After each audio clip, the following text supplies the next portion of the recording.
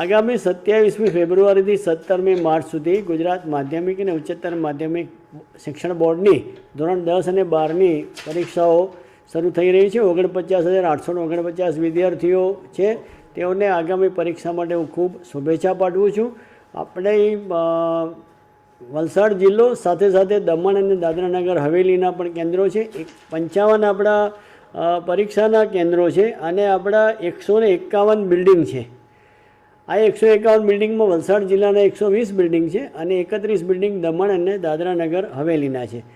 પરીક્ષા માટેની તમામ વ્યવસ્થા ગોઠવાઈ ગઈ છે। પોલીસ બંદોબસ્ત, જરૂરી જાહેરનામા, સ્ટાફની તાલીમ, સ્ટાફની વ્યવસ્થા, સીસીટીવી કેમેરા, એ તમામ વ્યવસ્થા ગોઠવાઈ ગઈ છે।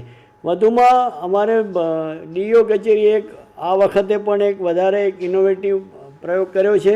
દરેક સ્કૂલ બિલ્ડિંગનું આપણે લોકેશન મળી રહે વિદ્યાર્થીઓને ઇઝીલી, એના માટે QR કોડવાળી પુસ્તિકા અમે બહાર પાડી છે। અમે સોશિયલ મીડિયાના માધ્યમથી પણ આ જે QR કોડવાળી પુસ્તિકા છે એને અમે સર્ક્યુલેટ કરશું, જેથી કરીને વિદ્યાર્થીઓને પરીક્ષા કેન્દ્ર શોધવામાં કોઈ મુશ્કેલી પડે નહીં।